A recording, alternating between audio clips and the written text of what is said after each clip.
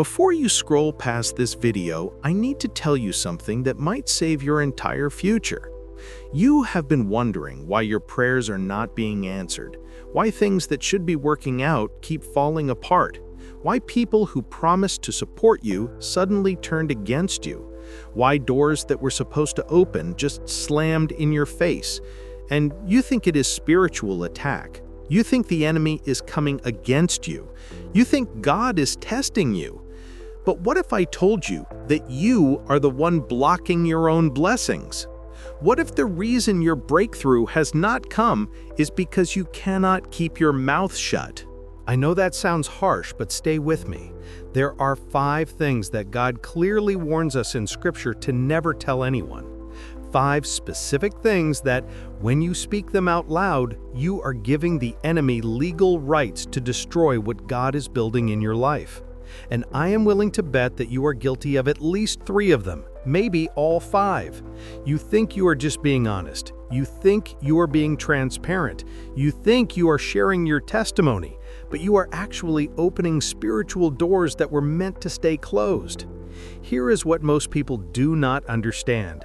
Silence is not weakness. Silence is strategy. God does His greatest work in secret. He moves behind the scenes where nobody can see, and He expects you to do the same. But we live in a generation where everything has to be posted, shared, announced, and validated by other people, and that need for attention is costing you everything. So if you are tired of watching your dreams die before they are born, if you are done repeating the same painful cycles, if you want to know what you have been doing wrong this whole time, then keep watching, because what I'm about to show you is going to change everything. Let's begin with the first one. Don't talk about God's vision for your life before it happens. This is one of the most dangerous mistakes believers make, and most people don't even realize they're doing it. God shows you something powerful. Maybe it's a business idea that could change your family's financial future. Maybe it's a ministry calling that's been burning in your heart. Maybe it's a relationship He's preparing for you. Maybe it's a move to a new city or a complete career change. Whatever it is, the vision is clear, it's exciting, and it feels real. So what do? You tell people. You text your friends, you post about it on social media, you drop hints in conversations. You want people to know that God is doing something big in your life. And that's where everything starts to fall apart. Here's what you need to understand. A vision from God is like a seed that's been planted in your spirit. Seeds don't grow in the spotlight. They grow underground, in darkness, in hiddenness. When a farmer plants a seed, he doesn't dig it up every day to show people how it's growing. He doesn't post pictures of it before it even breaks through the soil. He protects it. He waters it. He gives it time to develop roots. And only when it's strong enough does it push through the ground and become visible. Your vision works the same way. God gave it to you in secret because it needs time to develop in secret. But when you start talking about it too early, you're exposing something fragile to forces that can destroy it. The first thing that happens when you share your vision prematurely is jealousy. Even people who love you can feel envious when God reveals something to you that He hasn't shown them. They might not even realize it's jealousy. They might think they're just being realistic or protective.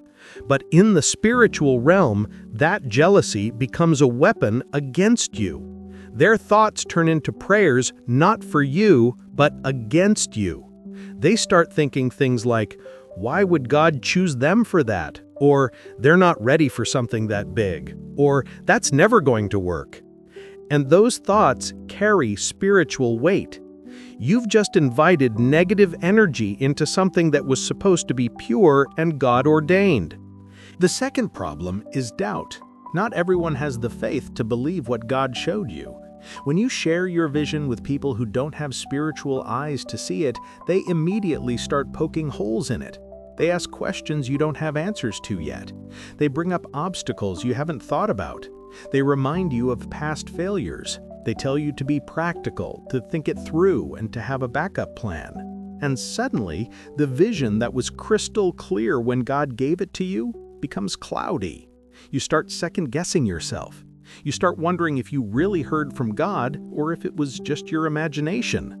Their doubt becomes your doubt, and doubt kills vision faster than anything else. The third issue is spiritual opposition. When God gives you a vision, the enemy assigns demons to stop it. That's just how spiritual warfare works. But those demons can only attack what they know about. When you announce your vision to everyone, you're basically giving the enemy a detailed battle plan. You're telling him exactly where to focus his attacks. He knows what to sabotage now. He knows how to discourage you. He knows which relationships to mess with and which circumstances to complicate. You've made his job easier by running your mouth. Look at Joseph in the Bible. God gave him dreams about his future. He saw himself in a position of authority with his family bowing down to him. It was a legitimate vision from God. But Joseph made one critical mistake. He told his brothers about it. And what happened? They hated him for it. Their jealousy grew so strong that they threw him into a pit and sold him into slavery. Now yes, the vision eventually came true. Joseph did become a ruler in Egypt. His family did bow before him, but he had to go through years of unnecessary suffering first. Slavery, false accusations, prison, all because he couldn't keep his mouth shut. God's plan still worked out, but at what cost? How much of that pain could have been avoided if Joseph had just stayed silent and let God work? Mary, the mother of Jesus, shows us a better way. An angel appeared to her and told her she would give birth to the Messiah. That's the biggest announcement in human history. But what did Mary do? Luke's gospel tells us she treasured all these things and pondered them in her heart. She kept it to herself. She didn't run around telling everyone that she was carrying the Son of God. She protected the vision by staying quiet. And because of that, the enemy couldn't interfere with what God was doing through her. The vision came to pass exactly as God intended because she understood the power of silence. The second thing God warned us never to share is this: don't share your personal struggles with everyone. This is something that's become a huge problem in our generation, and it's destroying people's breakthroughs without them even realizing it. You're going through something difficult. Maybe it's anxiety that keeps you up at night. Maybe it's an addiction you've been battling for years. Maybe it's depression that makes every day feel heavy. Maybe it's anger issues that keep damaging your relationships. Maybe it's temptation that you can't seem to overcome. Whatever it is, it's real and it's painful. And somewhere along the way, someone told you that being transparent is healthy. They said vulnerability is strength. They said sharing your struggles helps others feel less alone. So you started posting about it. You write captions about your mental health. You share your triggers. You document your bad days. You make your pain part of your identity. And you think you're being authentic and helping people, but here's what's actually happening. You're giving the enemy ammunition to keep you bound. There's a massive difference between a testimony and a current struggle. A testimony is past tense. It's something God already brought you through. You were anxious, but now you have peace. You were addicted, but now you're free. You were depressed, but now you have joy. That kind of testimony has power because it points people to God's deliverance. It gives hope because it shows that freedom is possible. But when you broadcast a battle you're still fighting, when you keep talking about something you haven't overcome yet, you're doing something spiritually dangerous. You're making negative confessions over your own life. Proverbs says you're snared by the words of your mouth. Every time you declare, "I'm struggling with this," "I can't beat this," or "this always happens to me," you're reinforcing the problem. You're building an identity around your struggle instead of around your victory in Christ. Here's what happens in the spiritual realm when you keep talking about your battles. First, you're giving the enemy legal ground. Demons listen to what you say. When you constantly talk about your weakness, when you keep declaring your struggles, you're literally inviting more attacks in that area. It's like telling a thief exactly where you hide your valuables. The enemy knows where to hit you now. He knows what buttons to push. He knows what temptations to send your way. You've given him insider information on how to keep you defeated, and he's going to use it. Second, people start defining you by your struggle instead of your destiny. When you keep sharing about your problems, that becomes how people see you. You're no longer John, who loves worship, or Sarah, who's gifted in teaching. You become John the anxious one, or Sarah the depressed one. That label sticks to you, and it affects everything. It affects how people pray for you. It affects how they speak to you. It affects how they treat you. Instead of seeing you as someone who's being transformed by God, they see you as someone who's broken. And their perception of you actually has spiritual weight. The way people see you can either support your breakthrough or reinforce your bondage. Third, not everyone who knows your struggle is rooting for your freedom. This is the part that's going to make you uncomfortable, but it's true. Some people secretly want you to stay stuck. Not because they're evil, but because your struggle makes them feel better about their own. As long as you're struggling too, they don't feel so bad about not overcoming their issues. Some people will use your vulnerability as gossip. They'll tell others about what you're going through, not to pray, but to talk. Your private pain becomes entertainment for people who have nothing better to do. And some people will actually pray against you without even knowing it. They'll hear about your struggle and think, well, they'll probably never overcome that, or that's just who they are. And those thoughts become agreements with the enemy's plan to keep you bound. Look at David in the Bible. He fought Goliath in front of everyone. That battle was public. But here's what most people miss. David had been training for that moment in private for years. He killed a lion, he killed a bear, he spent countless hours alone with God in the shepherd's fields. Nobody saw those battles. Nobody knew about that training. They only saw the giant fall. That's the model you need to follow. Your current struggle is your lion and bear moment. It's God training you, developing you, building character in you, and teaching you how to fight. But it's not meant to be a public show. It's meant to be a private strengthening that prepares you for public victory. When you fight in secret, when you wrestle with God alone, when you deal with your issues between you and Him, something powerful happens. You develop real strength. You build authentic faith. You learn to depend on God instead of people's sympathy. You discover that His grace is sufficient even when nobody's watching. And when you finally break through, when the chains finally break, when the victory finally comes, your testimony will be powerful. Not because you documented every struggle along the way, but because you can point to God's faithfulness and say, He brought me out. Now, I'm not saying you should never talk about what you're going through. There's a time and place for seeking help.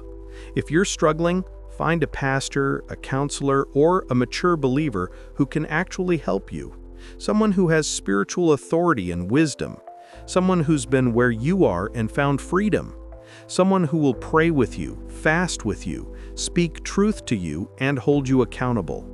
But that's different from posting your struggles on social media for hundreds of people who can't do anything except feel sorry for you. Sympathy doesn't cast out demons. Likes don't break chains. Comments don't bring deliverance. You need people who will fight with you in the spiritual realm, not an audience that watches from a distance. Now, the third thing, and this one will surprise you, don't show off your good deeds. This one is going to step on some toes because we live in a culture where everything has to be documented and shared. You helped someone in need. You gave money to a homeless person. You volunteered at a shelter. You paid for someone's groceries. You donated to a cause. You served at church. You blessed someone anonymously, and it felt good. It felt right. You were genuinely trying to help. But then you did something that canceled out the eternal reward for what you just did. You posted about it. You took a picture. You wrote a caption about how blessed you are to be able to give. You shared it on your story. You made sure people saw your generosity. And in that moment, you traded a heavenly reward for earthly applause. Jesus was absolutely clear about this in Matthew chapter 6. He said, "When you give to the needy, do not let your left hand know what your right hand is doing, so that your giving may be in secret. Then your Father, who sees what is done in secret, will reward you." Notice he didn't say, might reward you or could reward you. He said he will reward you. That's a promise. But that promise only applies when your giving is done in secret. The moment you announce it, the moment you broadcast it, the moment you make sure people know about it, you've already received your reward. And that reward is worthless. Here's what you need to understand about how God's kingdom works. Heaven operates on a completely different economy than earth.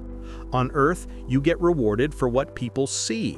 The more visible you are, the more recognition you get. But in heaven, you get rewarded for what nobody sees except God. The hidden acts of obedience, the secret sacrifices, the quiet generosity, the things you do when there's no camera, no audience, and no applause. That's what God notices. That's what He rewards. And His rewards are eternal. They don't fade, they don't rust, they don't get forgotten. But when you choose to get your reward from people instead of from God, you're settling for something temporary and meaningless. Let me ask you something. Why do you feel the need to post about your good deeds? Be honest with yourself. Is it really to inspire others? Is it really to give God glory? Or is it because you need people to see you as generous, as kind, as spiritual? Because if you need credit for your giving, you're not serving people, you're serving your ego. Real generosity doesn't need witnesses.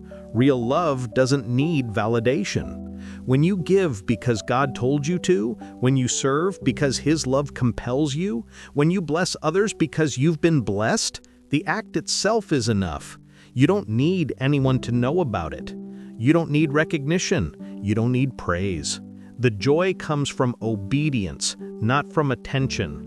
Think about the widow in the Bible who gave 2 small coins. She gave everything she had. It was the most sacrificial offering given that day. Jesus noticed. He pointed it out to His disciples. But she didn't announce it. She didn't make a scene. She didn't stand up and give a speech about her sacrifice. She just gave quietly, and God saw. That's the model. God sees what no one else sees. He notices what others overlook.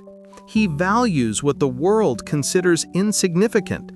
But when you announce your giving, when you make it public, you're saying that God's approval isn't enough for you. You need people to validate you too. And that reveals something about your heart that you might not want to admit. There's another layer to this that people don't think about. When you post about helping someone, you can actually hurt the person you helped. You've just made their private struggle public knowledge. Maybe they didn't want people to know they needed help. Maybe they felt embarrassed asking in the first place. Maybe they were trying to maintain their dignity in a difficult season, and now you've exposed them. Yes, you blurred their face or didn't use their name, but they know. Their family knows. Their friends might recognize the situation. What was supposed to be a blessing becomes a source of shame. You prioritized your need for recognition over their need for privacy. That's not love, that's selfishness disguised as generosity. Here's what happens when you keep your good deeds private. First, you develop character.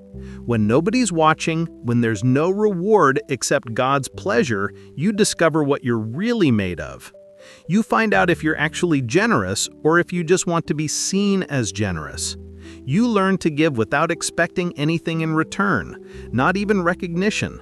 That kind of character is rare and valuable. Second, you build up treasures in heaven. Jesus talked about this. He said, "Store up for yourselves treasures in heaven, where moths and rust don't destroy and thieves don't break in and steal."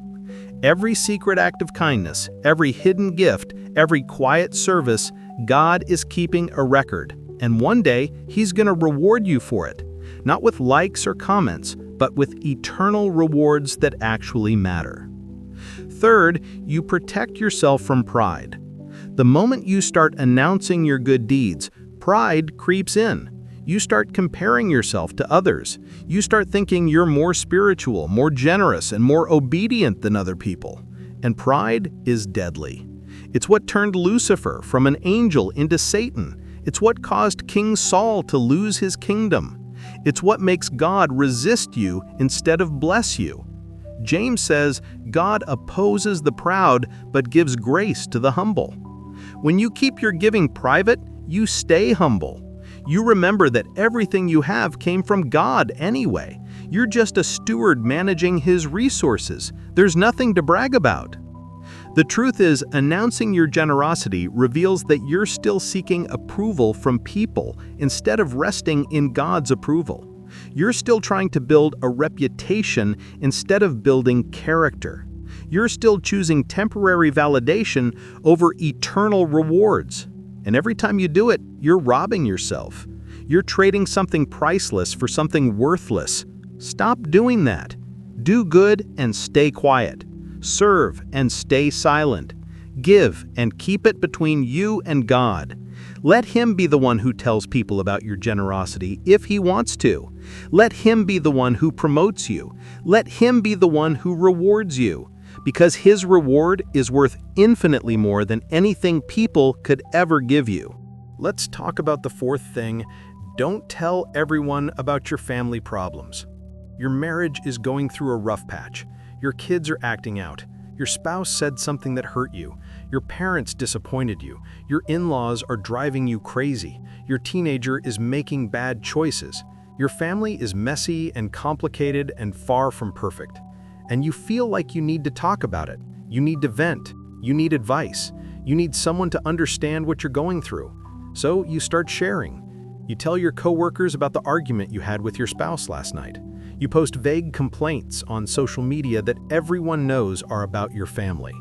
You call your friends and list everything your husband or wife is doing wrong. You talk about your kids' struggles to anyone who will listen. And you think you're just being real, just being honest, just getting things off your chest. But what you're actually doing is tearing down your own house with your own hands. Proverbs says, a gossip betrays a confidence, but a trustworthy person keeps a secret. When you talk about your family's private issues to people who have no business knowing, you're being a gossip. You're betraying the trust of the people God put in your life. You're exposing them when you should be protecting them. And here's what most people don't realize. Every time you talk negatively about your family to outsiders, you're opening a spiritual door for the enemy to bring more division, more conflict, and more problems into your home. Your house is supposed to be a sanctuary, a place of peace and safety and covenant. But when you keep inviting other people's opinions into your marriage, into your parenting, into your family dynamics, you're breaking down the walls of protection that should be around your household. Here's what happens when you air your family's problems. First, you're inviting other people's baggage into your situation. Your friend who's been divorced 3 times is now giving you marriage advice. Your coworker who doesn't even have kids is telling you how to parent. Your family member who loves drama is stirring the pot instead of helping. These people don't have what you want. They haven't built what you're trying to build. But because you open the door by sharing your problems, they feel entitled to give their opinions. And their opinions become voices in your head. Suddenly, you're not just dealing with your actual issue anymore. You're dealing with 10 different perspectives, most of which are rooted in hurt, bitterness, or ignorance.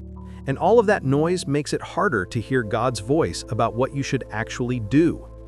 Second, you're damaging your family's reputation in ways that can't be undone. When you tell people about your spouse's mistakes, about your kids' failures, about your family's struggles, those people will never see your loved ones the same way again. Even after you forgive, even after things get better, even after the problem is resolved, the people you told will still remember.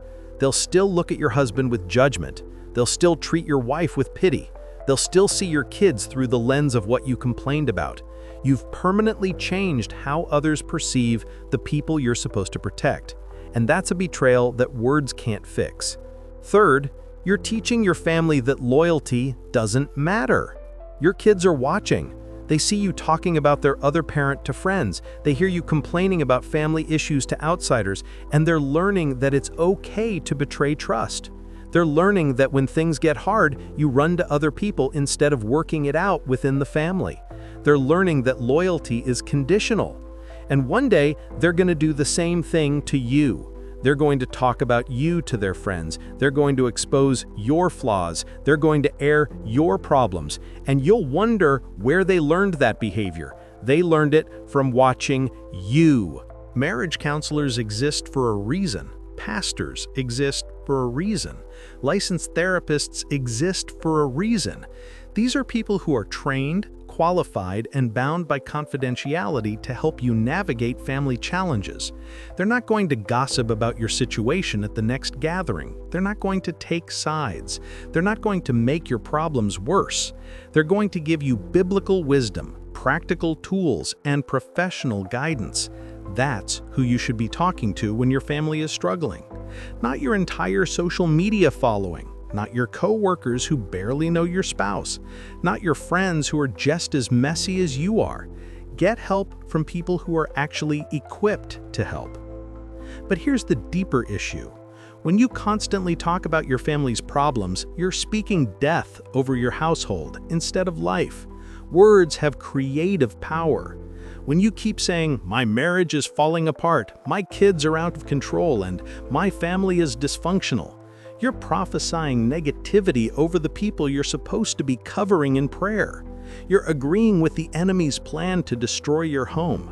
Instead of standing in the gap, interceding, and believing for breakthrough, you're broadcasting failure. You're announcing defeat.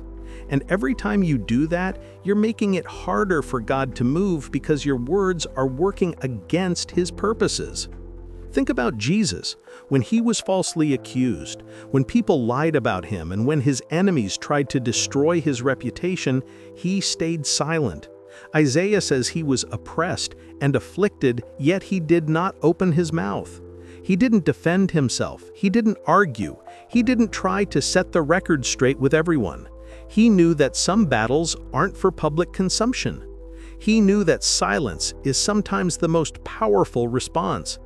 And if Jesus could remain quiet under false accusations, you can remain quiet about your family's imperfections. Your family struggles don't need an audience. They need prayer. They need protection.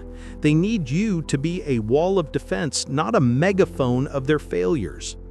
Here's what changes when you stop exposing your family to outsiders. First, you create space for healing. When you're not constantly rehashing problems with other people, when you're not getting everyone else's input, you can actually focus on solutions. You can pray. You can listen to God. You can have honest conversations with your spouse or your kids without worrying about who else knows your business. Problems that seemed impossible start to resolve because you've removed all the outside interference. Second, your family learns to trust you again. When they see that you're not running to social media every time there's an issue, when they realize their mistakes aren't going to be broadcast, they feel safe with you. And that safety creates an environment where real change can happen. People don't change when they're being exposed. They change when they're being loved and protected despite their flaws. Stop talking about your family like they're your content. Stop using your marriage struggles for relatability. Stop sharing your kids' problems for sympathy. Your household is holy ground. Protect it like it is.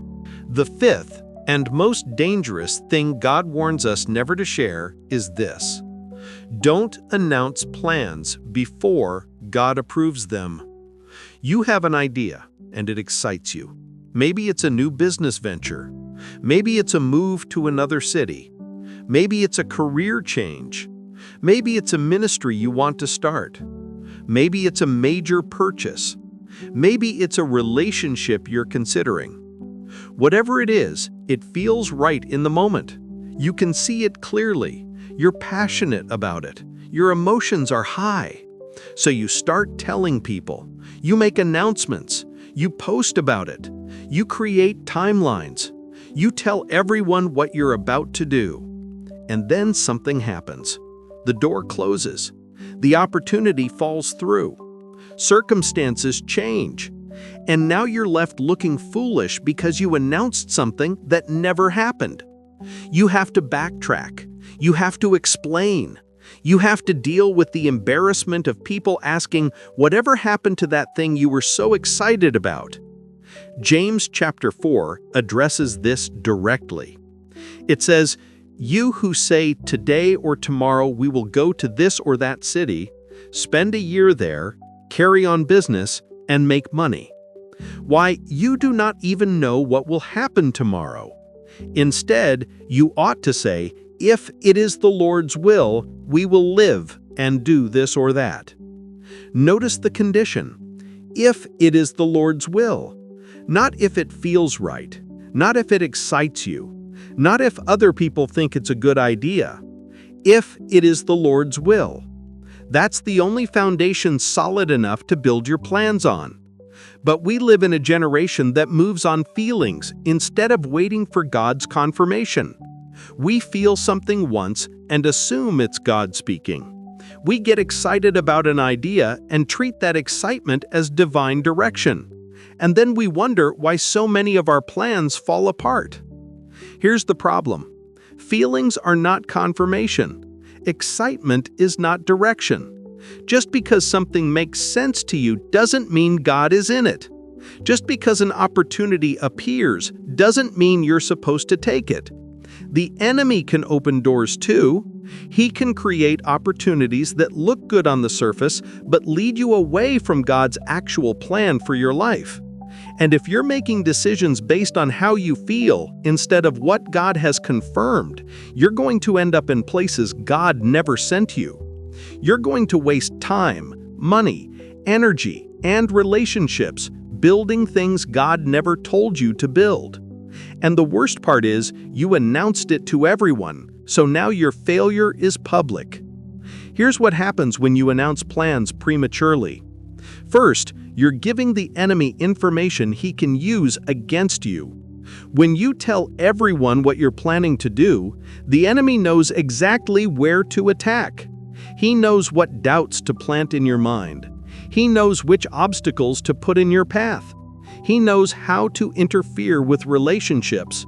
He knows how to discourage you before you even start. You've essentially given him your playbook. You've shown him your strategy, and now he can work against it. But when you move in silence, when you seek God's confirmation without broadcasting it, the enemy doesn't see you coming. Your obedience becomes a surprise attack against his kingdom. Second, you're setting yourself up for embarrassment and lost credibility. How many times have you announced something and then had to quietly let it die? How many times have you told people you were doing something and then circumstances changed? How many times have you looked unreliable because you keep starting things you don't finish or announcing things that never happen? And it's not that God changed his mind. It's that you never confirmed with him in the first place. You felt something. You wanted something. You got excited about something. And you assumed that feeling was God's voice. But it wasn't. It was just your emotions running ahead of God's timing. Third, you're becoming addicted to people's reactions instead of God's approval. This is the root issue. When you tell people your plans, they get excited for you. They congratulate you. They affirm you. They tell you it's a great idea. And that feels good. It feels like validation. It feels like confirmation. But their excitement is not God's approval. Their affirmation is not his anointing. Their support is not his direction. And when you start making decisions based on how people respond instead of what God has said, you're building your life on a foundation of human opinion. That foundation will crumble. It always does. Look at Abraham. God told him to leave his country and go to a land that he would show him. Notice God didn't tell him where he was going, he just told him to go. Abraham didn't gather everyone together and announce, "I'm moving to Canaan, this is going to be amazing, and God's going to bless me there." He just obeyed. He packed up and left, and God revealed the destination along the way. That's faith. That's trust. That's moving on God's word instead of your own understanding. But most of us want to know the entire plan before we take the first step. We want to announce the destination before we even start the journey. And God doesn't work that way. He reveals His plan in stages. He gives you enough light for the next step, not the whole staircase. Noah is another example. God told him to build an ark. He gave him specific instructions, dimensions, materials, timeline. And only after Noah had clear, detailed instructions did he start building. He didn't go around saying, "I think God wants me to build a boat, but I'm not really sure yet." He waited for confirmation, he got clarity, and then he obeyed. And even then, he didn't announce it to everyone. He just started building. The Bible says he was a preacher of righteousness, but his primary message was his obedience. The ark itself was the announcement. His results spoke louder than any premature declaration could have. Here's what you need to understand about God's timing. There's a difference between a God idea and a God instruction. A good idea is something He plants in your heart that needs time to develop. It needs prayer. It needs seeking His face. It needs confirmation through His word, through wise counsel, through circumstances aligning, and through peace that surpasses understanding. A God instruction is when He's given you clear direction to move. And you'll know the difference if you're actually spending time with Him, instead of just running on emotions. But most people don't want to wait for that clarity. They get an idea and they run with it. They feel something and they announce it. And then they wonder why nothing works out. When you move without God's approval, you end up building things in your own strength. And whatever you build in your own strength, you have to maintain in your own strength. That's exhausting. That's why so many people are burned out, stressed, and overwhelmed. They're carrying things God never told them to carry. They're in places God never sent them. They're doing things God never assigned them, all because they announced plans before getting heaven's approval. Stop doing that. Stop moving on feelings. Stop announcing things because you're excited. Stop creating timelines based on your impatience. Wait for God. Seek His face. Pray until you have peace. Fast if you need to. Search the scriptures. Talk to mature believers who actually hear from God. And when you have confirmation, not just a feeling, but real solid confirmation, then you move. But even then, you don't have to announce it to everyone. Just obey. So here's the truth you need to accept right now. Your tongue is either building your future or burning it down. And every premature word you speak is handing the enemy ammunition he will use against you. God is moving in silence, working behind the scenes in ways you cannot see, but He needs you to stop announcing what He is still developing.